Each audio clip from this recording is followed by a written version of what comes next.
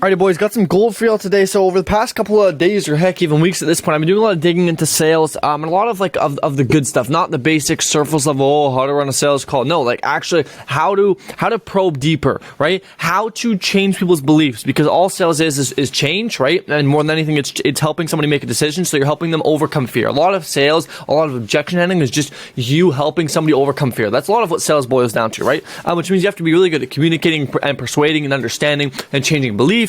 And that's the biggest one, is changing beliefs, right? Because the only reason why somebody's on the sales call is because they want to buy. They just need a good enough reason to, right? If they didn't want to be there, if they want to buy it all, they wouldn't be there. If they already wanted to buy, they would have already bought. So the reason why they're there is they need help to make a decision. You need help to change their beliefs so they can make the decision that will best suit them. Cool. Beautiful. Alrighty. So, like I said, I was doing some digging, and I found some really good stuff that will really help you with trying to get through to these people that don't really open up, don't really give you the personal problems, don't really give you anything to latch onto that you can actually use to kind of make a sale, right? They're really closed off people that are kind of like, just get to it, right? Yada, yada, yada. Now, granted, if you get these all the time, it's probably because your tonality sucks, okay? And those, like, me giving you this one magic formula framework for asking good questions won't fix it. There's a lot of, inefficiencies in a lot of people's sales process that you have to fix beforehand, like building stupid, unrelated rapport. Like, if you ask, hey, how's your day going? As the first thing on the sales call, you've already fucked up. Okay, because now you're just like every other person out there. So you shouldn't do that. Okay, that's a totally different thing we could talk about somewhere else. Today we're going to talk about different kind of questioning frameworks, how to probe deeper, and also kind of how to handle objections better, than also the 7 beliefs that you need to make any sale go through objectionlessly. Okay, so number 1 is when framing, right? How to, or when probing, rather said, right? When trying to find a deeper question. A lot of people say, oh yeah, and how does it make you feel? Or how does it affect you personally? And why is now? Why change now, right? And while these questions are great, they're very basic and they're very surface level. And at the end of the day, it's not about the questions we ask, rather about the answers we get. And so the reason why we're asking that is we hope that they'll give us the answer of, man, well, this, my wife, my son, and this and that, and then you have a crazy problem that you can latch onto, and now you feel like they're tied down to solving this problem, right? So it doesn't actually matter about the question we ask, rather the answer we get. We can ask this question in a way better way to get the way better answer, because oftentimes you say, well, how does it make you feel? They go, I don't know, it doesn't make me feel anything. Okay, it's like, well, now you fucked up because you don't get the answer you want, even though you asked the question you want to ask. So, one of the ways we can ask this question is by using a lot of the persuasion tactics, right, in the book Persuasion, in the book How to Win Friends and Influence People, and a lot of other cool books and all this cool stuff, right? But one of the biggest, factors in persuasion or in human psychology by Robert Cialdini is the consistency bias, right? The bias to stay consistent with a certain thing. Another one is when you get somebody to say something, there's a higher likelihood that they will do it than you, right? For example, if you tell somebody their problem, it's kind of like this high on the level of pain or emotion spectrum. If you get somebody to tell you their problem, the level's like this high. So, I guess the point is, let's say we want to ask the question of, and how does that affect you personally, though, right? You want to ask that question, right? Make sure you have the right tonality.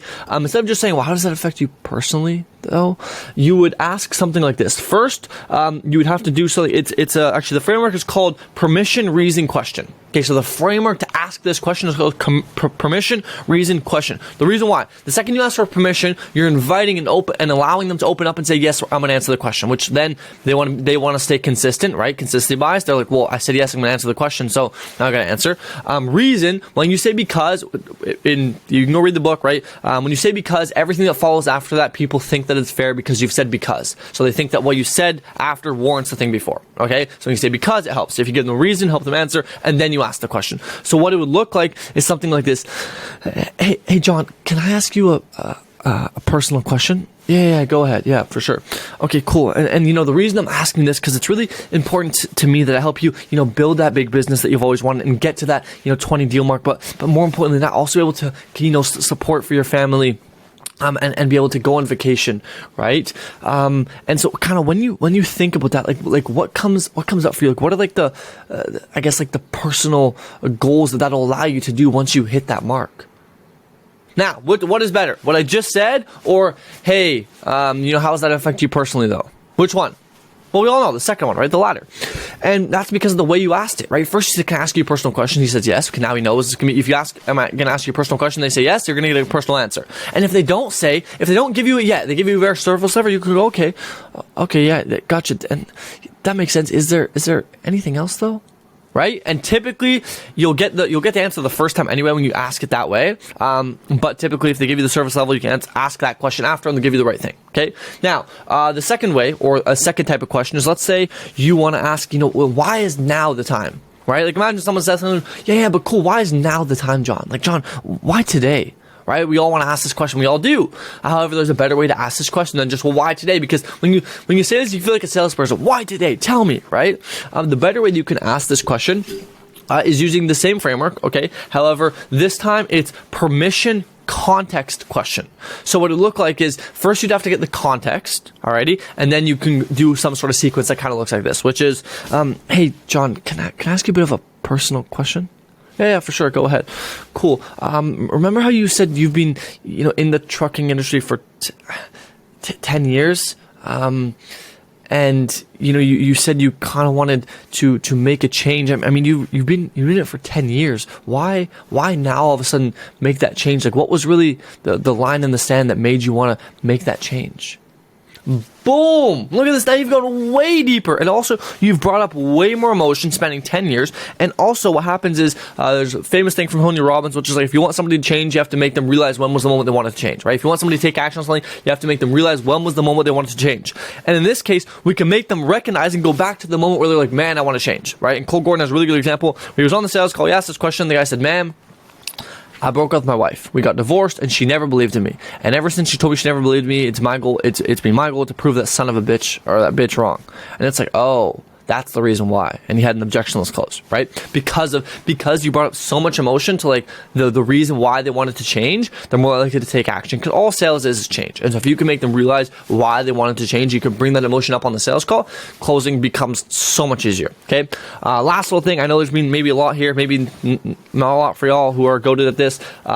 Is the 7 beliefs that somebody needs to close, and a little bit of stuff on objection handling. So the 7 beliefs that somebody needs to close, right? Like we said, all sales is just changing beliefs. Is pain, so they need to have a problem, they need to have doubt, right, about what they're doing. Consequence of what happens if there's no action.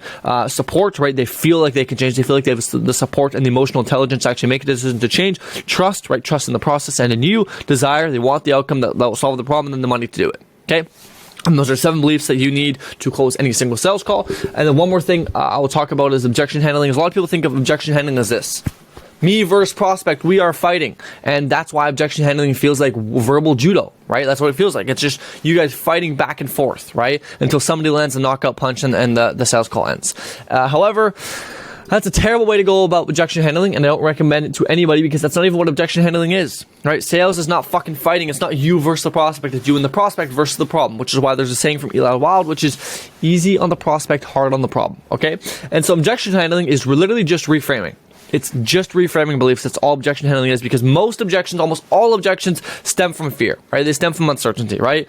When someone says, "Oh, I don't have enough money," it's like, okay, and is it like more of a you need to figure out like, should you do this or how, right? And more often than not, it's I don't know if I should. If it's a how, then it's a logistical money thing. But first, you got to get the uncertainty. Because a lot of people, a lot of objections are based on fear, just because they're scared to make a decision, they're scared to take action, they're scared of something, right? And so your job as a salesperson on the call is to simply just help somebody get over the fear. That's it. That's all your goal is, to help somebody get over their own fear, right? That's most of sales, at the end, at least objection handling, is helping somebody get over their own fear. That's most of what objection handling is. And that's why a framework I really, really like is isolate, confirm, what's D? There's a D. It's isolate, confirm, something, change. Isolate, confirm, something, change. But basically, you isolate the objection. Okay, so figure out what the real objection is. You isolate it. You confirm and say, "I agree, man." Like, let's say somebody says, "Oh, that's a big decision." It's like, yeah, it is. Right? It is a really big decision. And then what you do is you would, R, my bad, it's R, redirect. You would redirect and you'd reframe their belief. Right? Let's say they said, for example, one of the ones I have written down in here that you can maybe copy, okay, is something talking about like, "Oh, you know what? I don't know. This is a really big decision. This is a lot. I'm not sure." It's like, yeah, man, totally understand. This is a really, really big decision. As a matter of fact, I'm gonna pull up a doc and I'm gonna share it with you guys because this will actually help a lot. Basically, you guys can't even see my screen. Okay, that's okay. I'll still share it anyway. So basically, the framework I'm talking about, right, is isolate, like I said, find the real objection, confirm, agree it's valid, redirect, reframe an analogies, and then change it, right? Story to change a belief.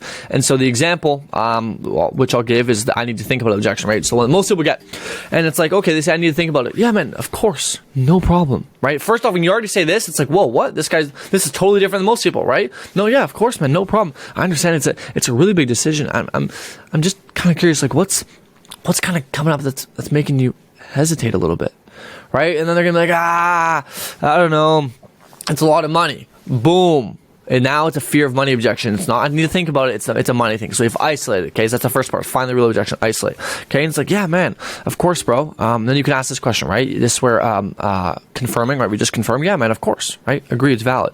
And then we redirect, we want to reframe. So we could ask, like, okay, have you made $1 million yet? No. Okay, and are you ever going to make $1 million without ever putting in the work to get $1 million? Well, no. It's like, okay, so cool. Like, if you were fat, would it make sense to say, oh, when I'm fit, I'll go to the gym? Like, it wouldn't really make sense to say that, right? It's like, yeah. It's like, cool. So if we're going to become a millionaire, we'd have to do the things needed to become a millionaire, right? We can't just say, oh, when I'm a millionaire, then I'll do the things, correct? They go, yeah. So it's like, okay, so do you think this is what you need to get you to that dream outcome? Then they're like, well, yeah. It's like, cool. So should we keep putting this off? And they're like, no. And it's like, great. And now you've got them back in the sale, right? And you haven't fought them on the objection. You've just reframed their mind to view the thing they're looking at with a different perspective. That's all objection handling is, right? Is just reframing and helping people see something through a different light. Okay. So anyways, hope this little video can hopefully help some of you guys out, okay? I thought some of the stuff I've learned over the past few days would be valuable, and so I thought I would, record this quick little loom and share it with y'all, and in hopes that it will help you guys make more money, because that is my selfish desire, is help you guys make more money, so I can feel better with myself when I go to bed, alrighty? If you have any questions on this, do let me know. I'll be happy to answer any questions. Other than that, have a great fucking day. Go out there, crush it, and make a bunch of money.